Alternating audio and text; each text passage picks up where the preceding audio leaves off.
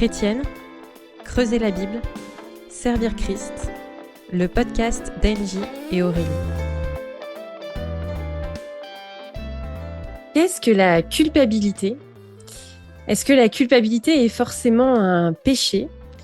Comment est-ce qu'on distingue un petit peu ces choses-là ? Quelles sont les questions à se poser et comment est-ce qu'on traite la culpabilité quand elle est réelle et avérée dans notre vie? Tout autant de questions que nous allons aborder aujourd'hui avec Anne-Marie Deleuve. Bonjour Anne-Marie. Bonjour Aurélie et Angie. Bonjour. Merci d'avoir accepté notre invitation pour venir dans notre émission. Est-ce que, avant de rentrer dans le vif du sujet, tu accepterais de te présenter un petit peu, nous dire qui tu es, de quel côté de l'Atlantique est-ce que tu habites, quel est ton ministère, même si ton nom est un petit peu connu dans la blogosphère francophone évangélique, et ouais, nous dire du coup qu'est-ce qui t'amène à venir nous parler un petit peu de ce sujet. Ouais, fait que moi, justement, comme tu l'as dit, je m'appelle Anne-Marie, puis il y a peut-être déjà à mon accent, on peut deviner que je suis du côté canadien de l'océan.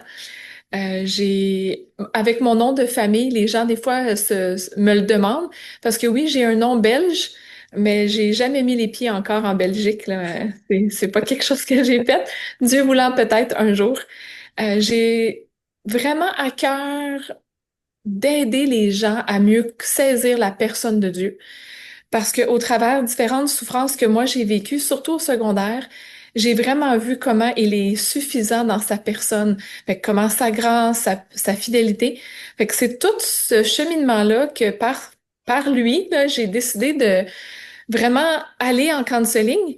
Puis là, oui, la fondation du counseling pour laquelle je travaille à la fois comme conseillère biblique, mais à la fois comme soutien académique. Donc, je fais beaucoup de corrections, fait que ça se peut en effet que mon nom ait été dans plusieurs courriels qui ont été envoyés.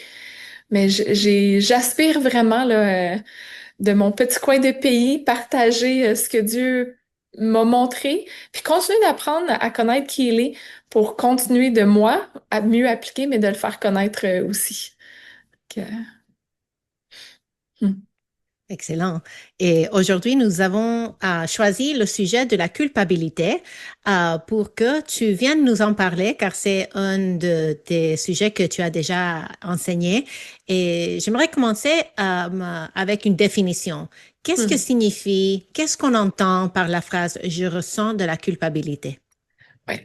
Puis je trouve que c'est important d'y répondre parce que on peut, plusieurs personnes vont le dire, puis on n'aura peut-être pas tout le temps la même définition en arrière.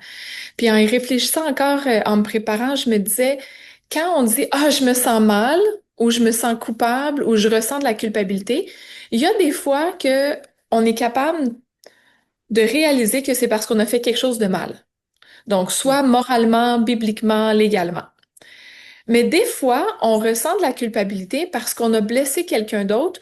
Ah, je vais rectifier. Parce qu'on a attristé quelqu'un d'autre.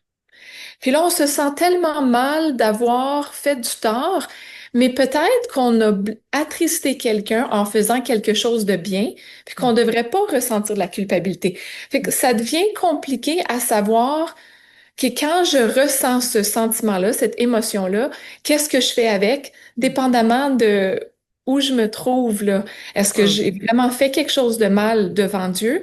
Ou est-ce que j'ai fait la bonne chose, mais les répercussions de mon action font en sorte que je me sens mal? Mhm. Hmm. Mhm. Et c'est Et intéressant. Vas-y. vas-y. Bon, je me demandais si tu allais faire une distinction entre la culpabilité et la honte, parce Hmm. que j'ai souvent entendu les gens utiliser ces deux mots comme si c'était la même chose, et ce ne l'est pas du tout.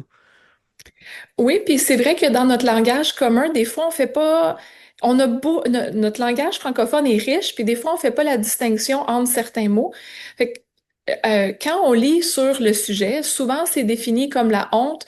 C'est une perception d'avoir été sali, puis c'est souvent par rapport au regard d'autrui face à nous, tandis que la culpabilité, c'est la perception de mériter un châtiment qui est souvent nous-mêmes face à nous-mêmes.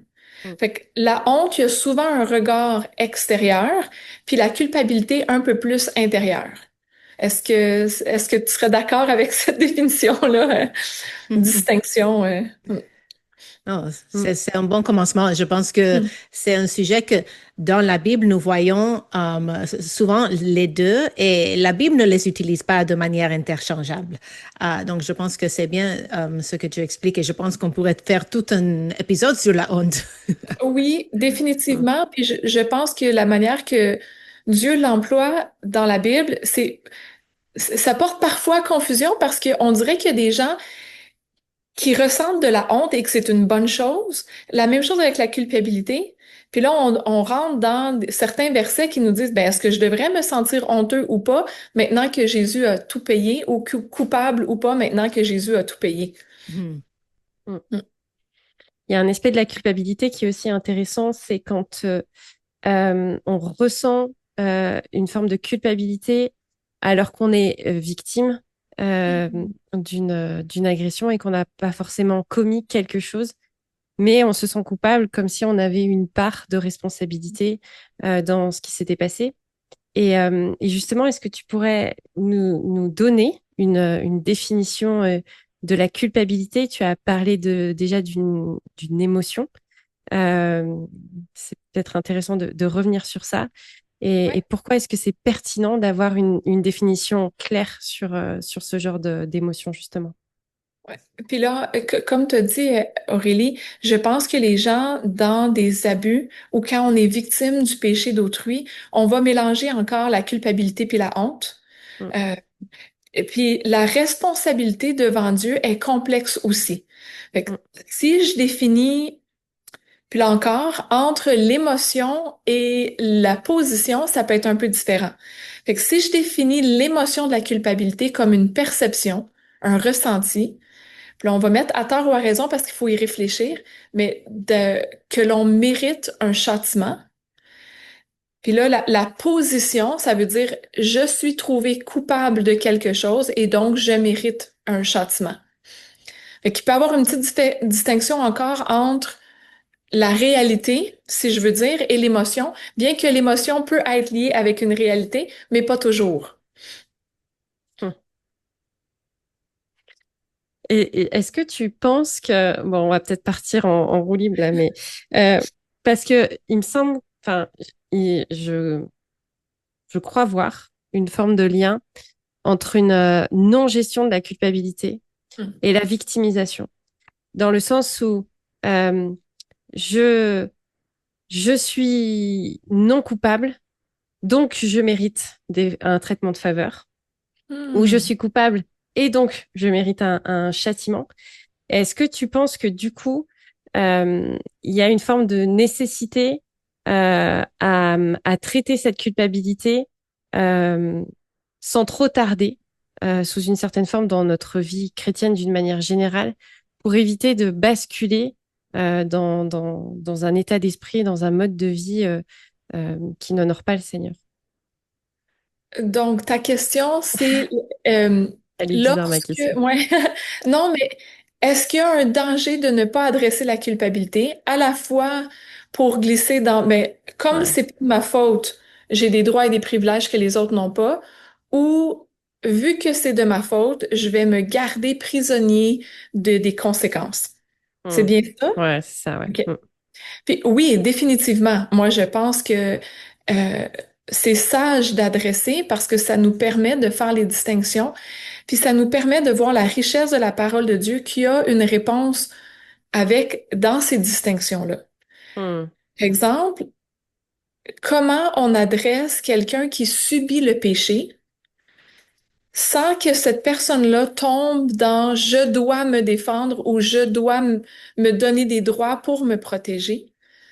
C'est très difficile à faire sans la foi dans un Dieu qui est au contrôle puis qui a un bon plan même malgré ce qu'on vient de vivre au moment précis. Puis la même chose de l'autre côté, une personne qui est vraiment coupable. Puis je vais prendre un exemple concret là, qui est coupable d'avoir enfreint une loi civile. Donc c'est sûr que le gouvernement terrestre placé par Dieu dit non mais tu es coupable de quelque chose. Cette personne-là peut aussi vouloir rester dans son état de culpabilité pour être sûr de pas répéter ou une certaine, je sais pas c'est quoi le mot, mais une redevance. Tu sais, je vais payer moi-même pour la dette de Mm. mon péché. Puis là encore, on passe à côté de Jésus qui nous dit, non, mais j'ai tout payé. T'as pas besoin de rester ou de continuer de payer d'une façon divine, là. Maintenant, est-ce qu'il y a des coûts terrestres à des décisions? Est-ce qu'il y a des conséquences? Moi, on est tous témoins que oui. On en donne même à nos enfants quand on en a pour leur apprendre que le péché, ce que c'est. Mais définitivement que quand on démêle pas, on peut être à risque de passer à côté de la grâce de Dieu. Dans les deux cas, la grâce qui nous soutient quand on a subi, puis la grâce qui nous pardonne quand on a gaffé. Donc, puisque tu viens de parler du péché, pourrais-tu définir le péché pour nous?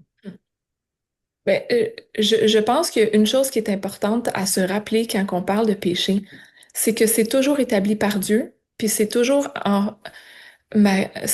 j'enfreins toujours quelque chose devant Dieu en premier, avant les humains. Puis je pense que c'est pour ça que David, dans le psaume de repentance, il va dire, j'ai péché devant toi seul. Ce qui est compliqué un peu parce que il a définitivement péché contre Bathsheba et contre Uri et contre le chef de son armée et contre le peuple qui a été témoin.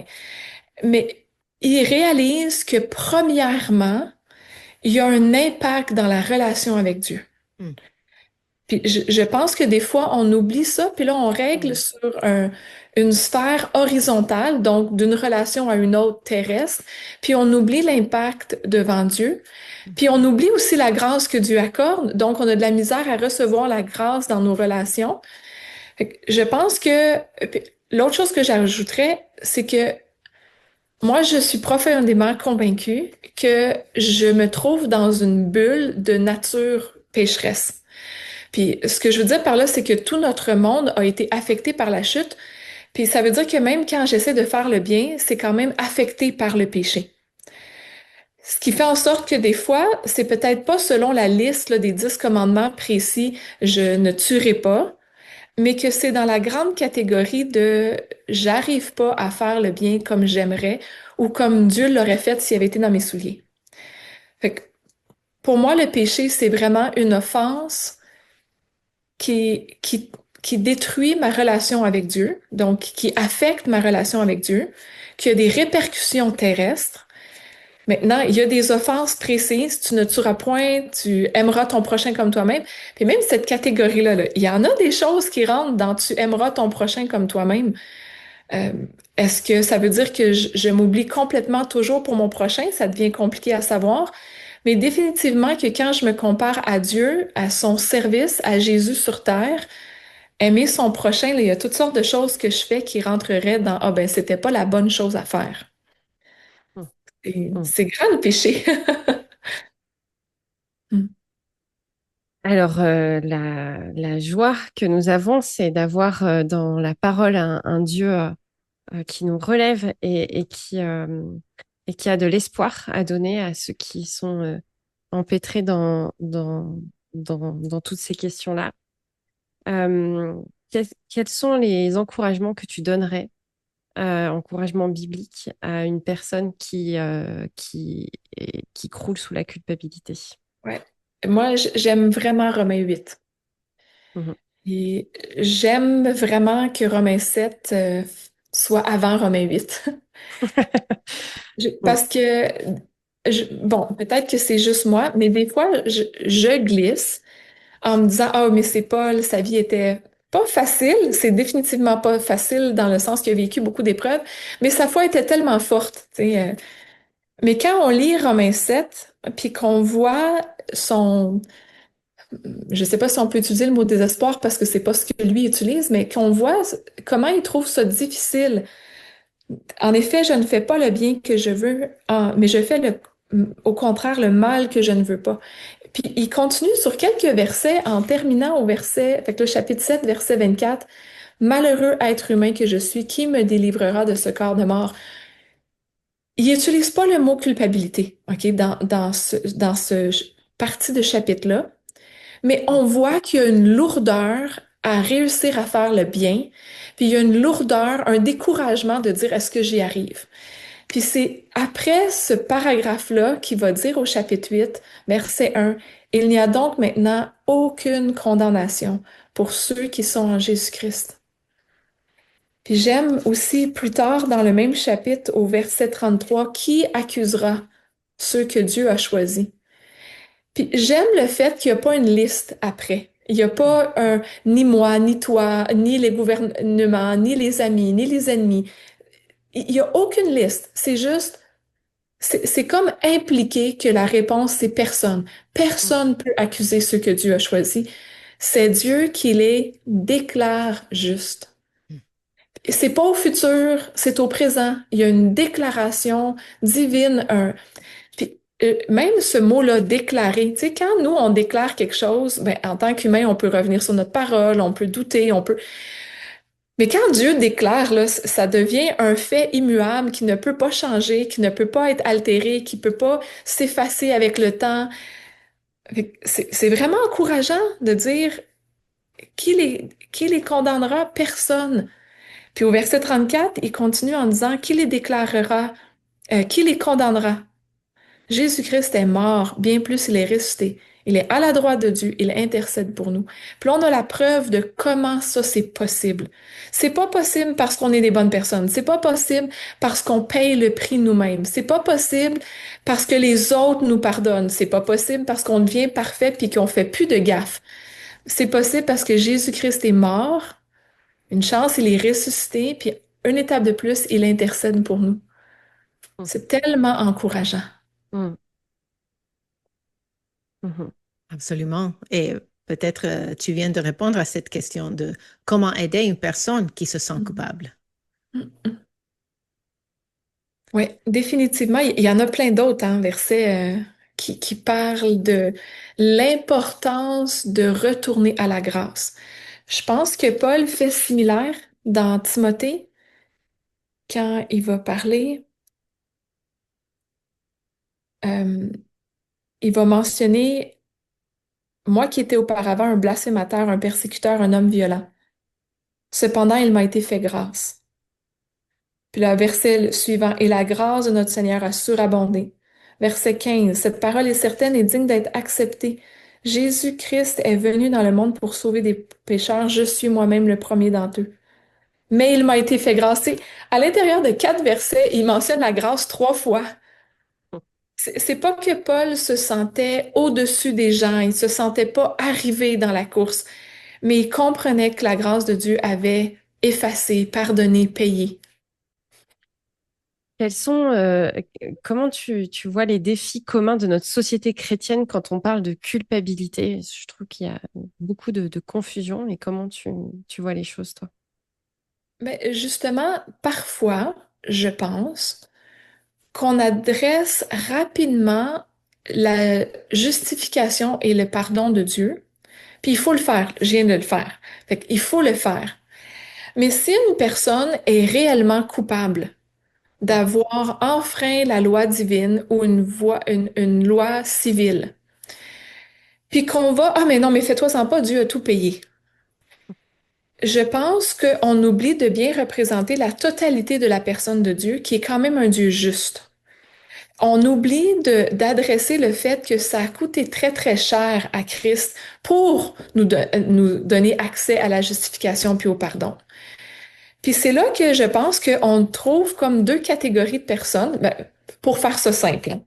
Il y a une catégorie de gens qui vont dire, ah ben, je peux faire ce que je veux, que la grâce abonde.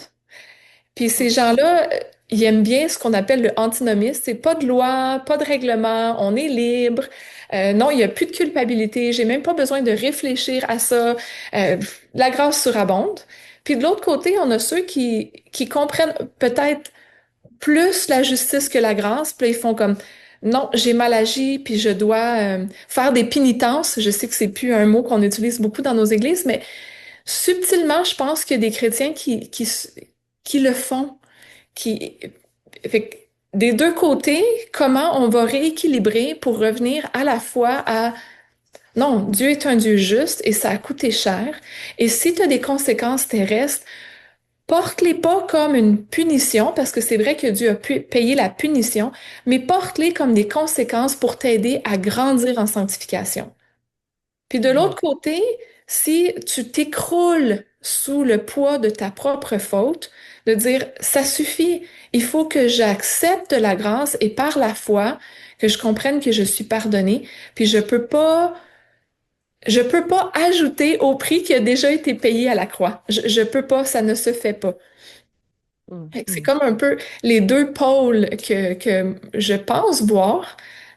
Peut-être un peu simpliste, il y en a probablement d'autres types, là, mais les grandes lignes. Mhm. Et je pense, par exemple, euh, un enfant qui peut dire à ses parents, mais pourquoi toi tu me donnes des conséquences quand je te désobéis, mais toi tu ne subis pas des conséquences. Il n'y a Mm. personne qui va te dire pas de dessert pour toi ce soir ou bien pas d'écran cette semaine à cause d'un tel comportement. Mais en fait, on vit des conséquences. Et s'il n'y a plus de condamnation, pourquoi y a-t-il encore des conséquences, même pour les adultes qui avons Ouais. nos desserts? J'aime tellement cette question-là, Angie, parce que c'est là que la complexité de l'Évangile et la beauté d'un ensemble de vérités se met à faire du sens. Dieu nous aime tellement qu'il a payé pour nous, ça c'est clair. Puis je pense que la majorité des chrétiens débattraient pas sur ce sujet-là.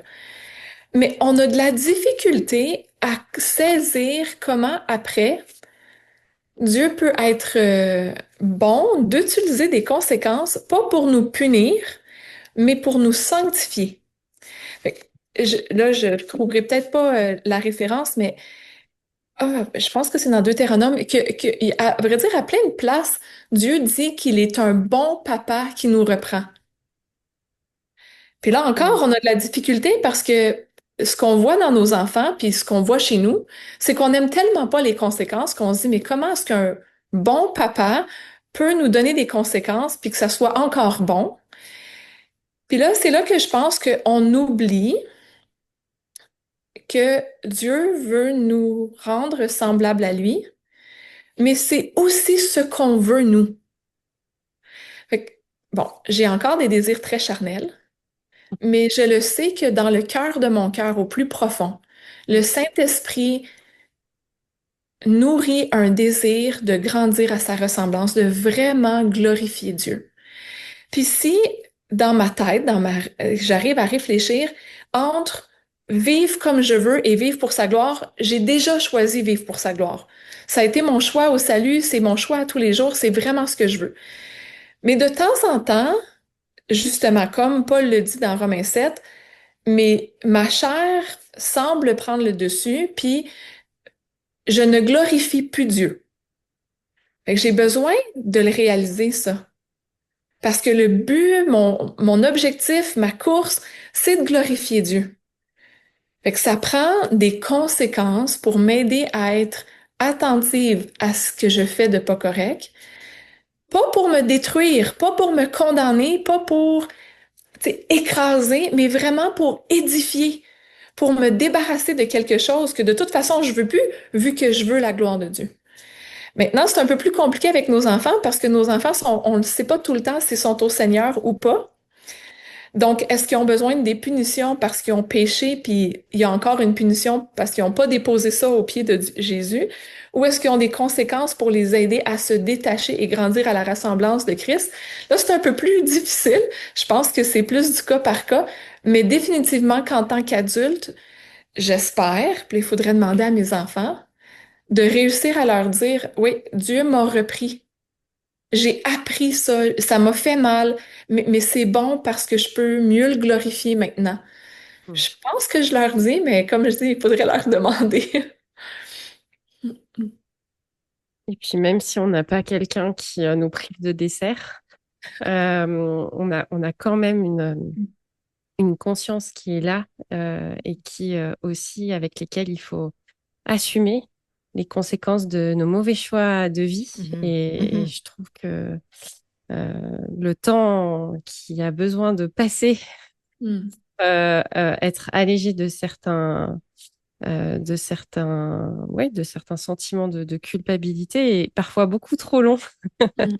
Et j'aimerais bien que tout soit réglé en étant privé de dessert un soir, personnellement. Oui, je pense que entre le choix d'avoir des gens qui sont blessés par moi ou manquer un Mm, dessert, je préfère manquer un dessert. mm, Fait Mhm. mm, que nos conséquences sont pas les mêmes, puis la portée est pas les mêmes, la mm, durée est pas les mêmes. Finalement, être privé de dessert ou d'écran, mm. c'est très conscrit.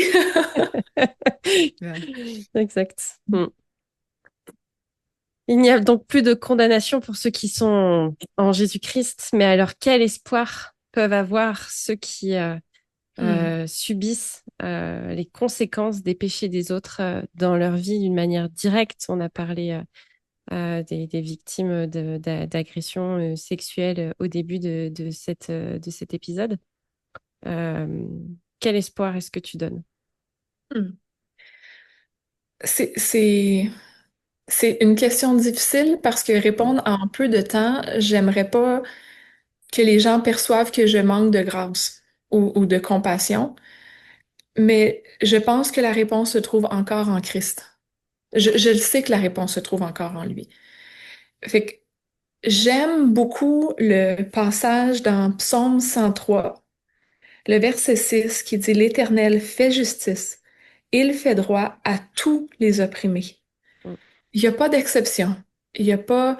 Maintenant, des fois, ça peut être blessant de penser que vu que la personne se confie à, tu sais, je vais utiliser l'oppresseur, là, la personne qui a été méchante. Vu que si elle place sa confiance en Jésus, ah, tout à coup, elle est pardonnée elle aussi, c'est comme un petit peu fâchant Mhm. de se dire, est-ce qu'elle va avoir les mêmes conséquences que moi je porte encore? Comment ça se fait que j'en porte encore les conséquences, puis cette personne-là semble libre des conséquences? Puis on n'a pas juste ça dans les abus sexuels, on a ça aussi dans les adultères. mm, Souvent, la personne qui subit l'adultère vit avec des craintes qui perdurent beaucoup plus longtemps que celle qui a commis l'adultère. Mhm. Dépendamment des circonstances, OK? Il y a toutes sortes de raisons pourquoi on commet un adultère, mais il y a comme une injustice ressentie, puis qu'on peut aller se confier en Dieu, de dire, Dieu, tu vois, tu es conscient, puis toi, tu me promets que tu vas faire justice. Maintenant, est-ce qu'il va faire justice au moment où moi, j'espère qu'il fasse justice? Peut-être pas, mais je suis tellement reconnaissante qu'il a fait justice pour moi au travers de Jésus que ça m'aide à dire, OK, il va faire justice de d'autres. Puis je pense que la Bible est pleine d'exemples. Le livre de Jérémie et l'histoire de Jérémie, pour moi, est une autre belle façon de voir comment Dieu protège l'innocent ou protège son enfant de l'injustice. Jérémie, il y a plusieurs complots à l'intérieur du livre de Jérémie, là. Il y en a plusieurs qui sont faits contre lui. Puis au chapitre 11, il y a un complot, puis Jérémie s'en rend même pas compte. Puis je pense que ça a affermi la foi de Jérémie de voir que je serais tombée dans le piège, mais non seulement Dieu m'a protégée, mais il m'a averti. Donc Dieu voit vraiment au-delà de ce que moi je pouvais me protéger. Puis il va dire, l'Éternel, le Maître de l'univers, est un juste juge qui examine les reins et les cœurs. Je verrai ta vengeance s'exercer contre eux, car c'est à toi que j'ai confié ma cause. Et à ça, Dieu répond, je vais intervenir. Maintenant, peut-être que parfois le mot vengeance est trop fort, mais quand c'est dur ce qu'on a vécu, des fois on a peur d'utiliser le mot vengeance, mais Jérémie le fait. Fait que dire Dieu, fais justice dans toute ta colère parce que moi j'ai vraiment mal. Je vais ajouter, là on parle de culpabilité et non de pardon, mais selon moi le pardon, c'est pas de mettre l'offense aux poubelles, Mm. c'est pas non plus de garder l'offense puis qu'elle continue de nous brûler, mais c'est de la déposer à Dieu qui voit les reins et les cœurs et qui sait exactement ce qui se passe. mm, Mais il y a donc aussi une grâce pour la personne qui est victime. Puis je pense qu'une personne qui est victime, un moment dans sa vie, elle est aussi coupable, même pas à la même échelle, pas dans cette circonstance-là, mais est capable de dire oui, je suis reconnaissante que Dieu me fait pas payer tout à la mesure de ce que je mérite.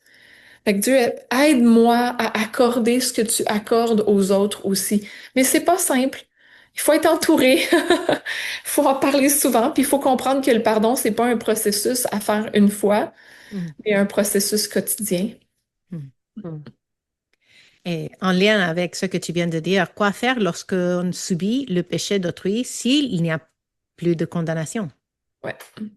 Ben, c'est là que je pense que la condamnation éternelle et les conséquences terrestres peuvent être deux choses. Mm. Je crois pas. Puis encore là, Romain nous donne une bonne réponse dans le chapitre 13 quand Paul parle des autorités qui sont mises en place, puis qu'on ne devrait pas les craindre si on fait le bien, mais que si on fait le mal, là, je me rappelle pas comment c'est dit, mais que leur épée, si tu fais le mal, sois dans la crainte. En effet, ce n'est pas pour rien qu'ils portent l'épée. Fait qu'il Mm. y a l'idée de Dieu aime la justice, même s'il est gracieux. Puis, vu qu'il aime la justice, il a prévu un système légal, social, civil pour encadrer, pour donner des conséquences, pour nous aider à. Fait que quelqu'un qui subit des offenses, je suis reconnaissante que Dieu a mis en place des conséquences terrestres. C'est pas vrai qu'on peut conduire en état d'ébriété, causer la mort de quelqu'un, puis juste s'en tirer de dire, ouais, mais je vais aller devant le tribunal, puis je vais leur dire, Jésus a déjà payé, c'est fini. Ça, c'est vrai, puis c'est important qu'au niveau éternel, on puisse s'approprier la justice de Dieu. Je te déclare juste, mais c'est quand même bon de voir que Dieu veut nous illustrer qu'il y a des conséquences quand même, puis qu'il n'est pas indifférent au péché. Ça ferait mal, ça. Ça serait Mm. très lourd porter le péché d'autrui toute seule si à chaque fois on faisait carte blanche, tu sais, j'ai une sortie de prison, là, je passe le jeu de Monopoly, là, je pense qu'on aurait la misère à faire confiance à Dieu aussi là-dedans. Mais il est complexe et il est complet. Il est, il est amour, il est gracieux, mais il est définitivement juste. Mm.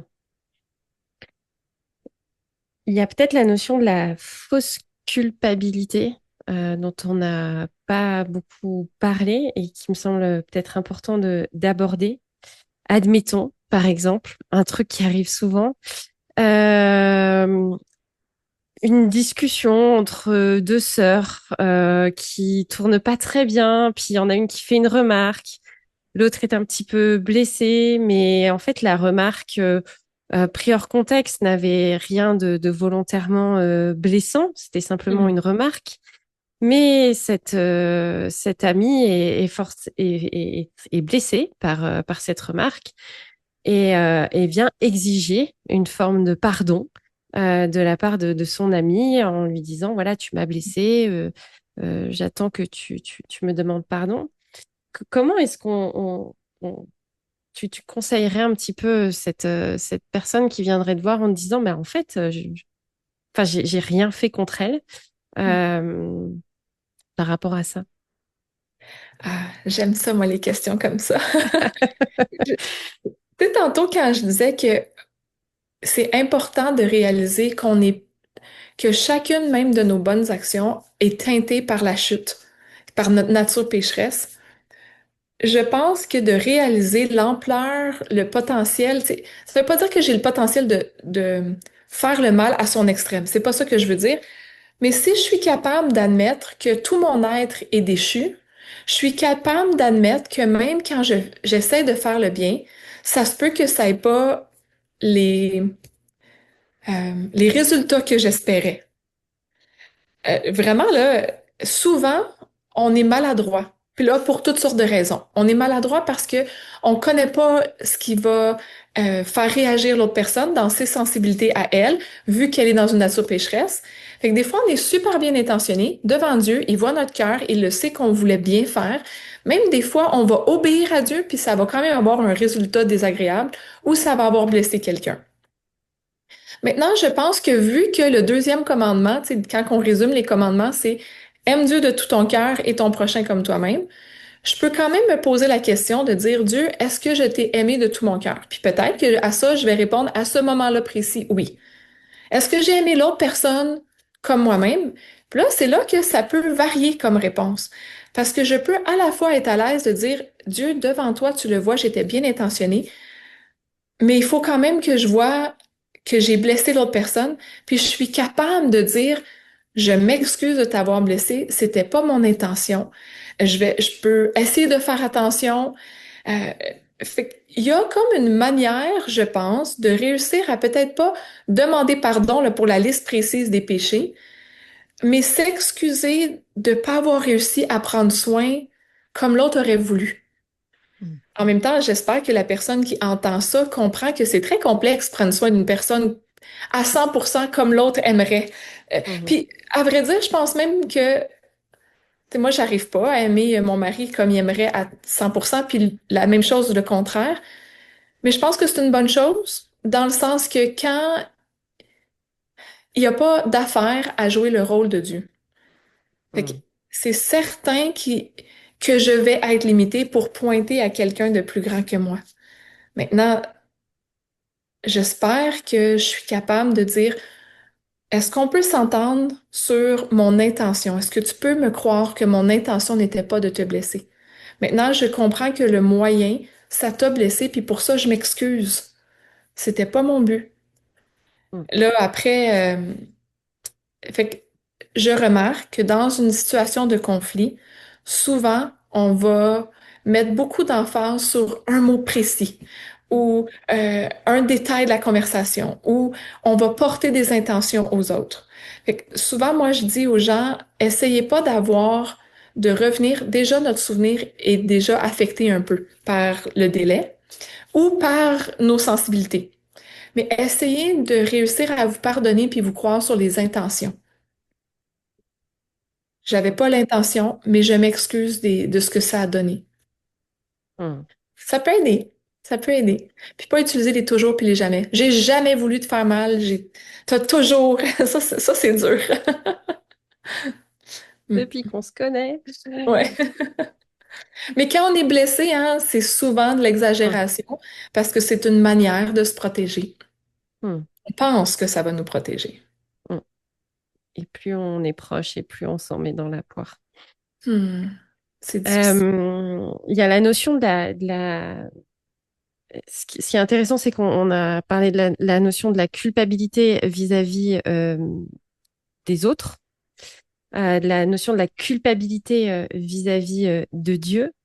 Euh, Comment est-ce que tu abordes le lien de cette tristesse justement vis-à-vis de Dieu, de l'avoir offensé, euh, la tristesse vis-à-vis des autres, d'avoir eh bien abîmé une relation, et en même temps la notion de pardon qui est aussi offert à ceux qui se repentent et qui est un petit peu bah, l'étape vers la réconciliation aussi.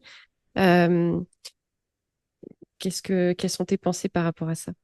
Ouais. Je pense que la tristesse est une émotion à cultiver dans ce contexte-là, dans le sens que c'est vrai qu'il y a quelque chose d'abîmé, qui est plus juste peut-être que de ressentir la culpabilité qui dit que je mérite un châtiment puis que Dieu a déjà payé. Fait que là, à moins que ça soit une conséquence. La différence entre châtiment puis conséquence peut-être. Là, de dire comment ajouter le pardon dans toute cette notion-là. Est-ce que c'est un peu ça, Aurélie, ta question de dire, Mhm. Mhm. hmm. Fait encore, de réaliser la tristesse, ça demande pas juste la repentance et la réconciliation, mais ça demande aussi la foi de dire, ben, je peux avancer différemment maintenant.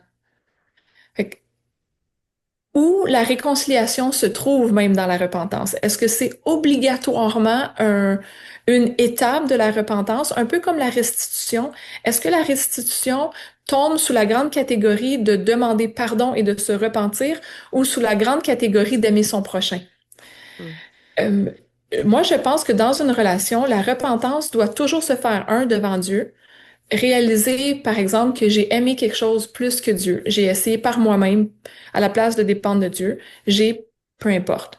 Mais aussi devant la personne. Puis la raison pourquoi on le fait devant la personne, c'est de dire justement à l'autre, je réalise que je t'ai fait mal, puis en le disant à haute voix, j'espère en être plus conscient et plus attentif pour pas le répéter. Fait que c'est souvent là aussi que quand quelqu'un nous demande pardon, des fois on dit mais pourquoi ou qu'est-ce que tu veux dire? Parce qu'on a comme ce désir-là de faire OK, elle a compris ce qui m'a fait mal, puis elle va pas répéter ce qui fait mal. Puis c'est là qu'il peut, dans cette compréhension-là, je pense qu'une prochaine étape, mais c'est pas une étape de la repentance, une étape de redevenir amis. Là, il peut avoir une réconciliation. C'est dur d'avoir une réconciliation sans repentance, alors qu'il faut toujours pardonner. Fait que le pardon encore, c'est de dire devant Dieu, je te donne ce mal-là que j'ai subi, et non de dire à la personne, ben, on peut se réconcilier même s'il n'y a rien de réglé. Fait que pour moi, je trouve que la réconciliation, c'est plus quand on s'aime un et l'autre, on met des efforts à enlever ce qui pourrait nuire à une relation. Puis ça, le pardon et la repentance vont dans ce sens-là. La restitution pourrait aller dans ce sens-là aussi. Tu sais, c'est sûr que si on a détruit quelque chose, puis on dit, ben écoute, je l'ai détruit, je m'en repentis, je vais plus le détruire. Oui, mais ça reste que c'est détruit. Fait que- puis là, c'est intéressant hein, parce que dans la repentance, dans la restitution, là, dans Lévitique, il y a encore tout. C'est intéressant que même si c'est des lois qu'il faut plus appliquer de la même façon, les principes sont intéressants. Qu'il y a quelque chose de la restitution qui était toujours donné à Dieu. Mm. Puis des fois, il y avait, dépendamment de ce que c'était, il y avait des prix à payer à l'autre personne offensée. Mm. Je pense aussi au fait que dans la Bible, nous voyons beaucoup de psaumes et de portions dans les prophètes de lamentation. Et Mhm. la lamentation, c'était surtout une tristesse à cause du péché individuel et corporel du peuple de Dieu. Alors, je pense que nous, en tant qu'Occidentaux, et un peu plus focalisés sur l'individu que sur la collective, euh, nous sautons parfois ce pas de lamentation et Mhm. sans s'écrouler sous la culpabilité, euh, je pense qu'on pourrait euh, prendre une pause et, et vraiment sentir cette tristesse parce que c'est contre Dieu que nous avons péché en premier, comme tu l'as dit au début. Et si nous développons ce réflexe peut-être d'aller chercher dans l'Écriture ces passages qui démontrent cette euh, euh, brisure du cœur du pécheur face à un Dieu saint, cela peut nous aider à apprécier encore plus la grâce du pardon parce que nous reconnaissons à quel point il nous a lavés, parce que nous avons vu l'obscurité de nos cœurs et la manière que nous avons blessé les autres et que nous avons offensé Dieu. Ah, définitivement, Angie. Je pense que on oublie tout le rituel de l'Ancien Testament qui démontrait la gravité. Puis c'est pour ça que je disais tantôt, dans les deux pôles, il y a des gens qui ne pleurent pas assez leurs péchés, qui ne sont pas assez attristés. Puis, mais en même temps, il faut réussir à sortir de là quand on est Mhm. trop de l'autre côté. Mhm. Mais c'est intéressant, hein, je sais pas comment Bathsheba appréciait le psaume 51 qui était quand même qui a été adressé au chef des chœurs. Donc, c'est une prière de David pour Dieu, mais qui est chantée. Puis je me disais, bon, je trouve ça intéressant de juste imaginer comment elle a perçu ça. Mais il y a peut-être justement une partie de la contrition de David qui faisait du bien à à sa victime, dans le sens que c'est public, sa repentance est publique. Mm. Bon, peut-être que c'est un peu gênant de dire, ah, moi, je suis cette femme-là, mais bien qu'elle n'est pas nommée dans ce psaume-là. Mais tu sais, quand on parle de saisir la gravité d'une faute qui aide à la réconciliation, là, oui, il y a quelque chose dans déchirer nos vêtements, étendre la cendre qu'on fait plus du tout. Euh, c'est rare dans notre foi qu'on est très intentionnel avec notre corps puis nos sens. Même Mhm. se mettre à genoux, tu sais, on dirait qu'on fait ça juste dans nos pensées, on le fait même pas à haute voix. Ah Dieu, pardon, puis mais de s'arrêter, c'était un très bon point. Ralentir. Mhm. Ralentir pour pleurer avec ceux qui subissent, puis ralentir pour réaliser la gravité de nos fautes. Mhm. Et mm. Est-ce que tu aurais des livres sur le sujet que tu as Mm. lus, qui t'ont inspiré, que tu aimerais partager? Ah, j'avais pas pensé à cette question. Question piège.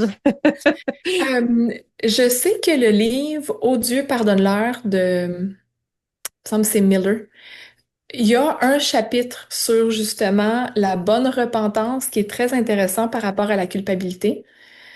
Sinon, sur la culpabilité, je dois admettre qu'il y en a que moi, quand j'y réfléchis, j'ai plus trouvé des articles ou des sections de sujets qu'un livre. Il y a beaucoup plus de livres sur la honte que la culpabilité.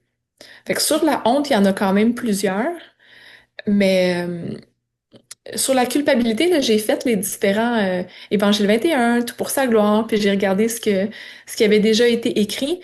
Puis à l'intérieur de d'autres livres, comme j'ai lu quelques livres pour bien accompagner les gens justement qui subissent un abus. Puis eux parlent de la culpabilité un peu, mais comme je dis, un livre qui fait que ça, malheureusement, j'ai pas de titre en tête. Va falloir qu'un francophone en écrive un. Mhm. Il y a un très vieux livre de Paul Tournier que j'ai beaucoup lu, qui s'intitule Vraie ou fausse culpabilité. Bon, après, c'est un vieux livre, mais il a le mérite de... C'était un médecin, en fait, chrétien, qui a le mérite d'avoir un petit peu travaillé avec l'humain et toutes ces questions-là, que j'ai trouvé, moi, très pertinent pour affiner la compréhension de ce que c'est, même si c'est pas forcément le livre qui va le plus le développer en termes de... Ouais. Et il y a le livre de Sproul sur la culpabilité que j'ai jamais lu en fait. Voilà, donc si vous l'avez lu et que vous dites ah bah tiens c'est peut-être quelque chose d'intéressant, bah allez-y, on est preneuse de vos retours. Ok. Merci beaucoup d'être venu nous partager toute ta sagesse sur cette question-là. Plaisir. Et ouais, que le Seigneur te bénisse et t'encourage dans ton ministère à la Fondation de counseling biblique au Québec. Et puis, on aura grand plaisir à te réinviter pour développer d'autres sujets. Si vous avez des commentaires, des questions que vous aimeriez qu'on aborde, eh bien, sentez-vous libre de nous écrire à chrétienne au singulier @toutpoursagloire.com. Et nous nous retrouverons, Dieu voulant, la semaine prochaine pour un nouvel épisode. À bientôt. Abonnez-vous à notre blog sur toutpoursagloire.com si vous souhaitez être informé des prochains épisodes.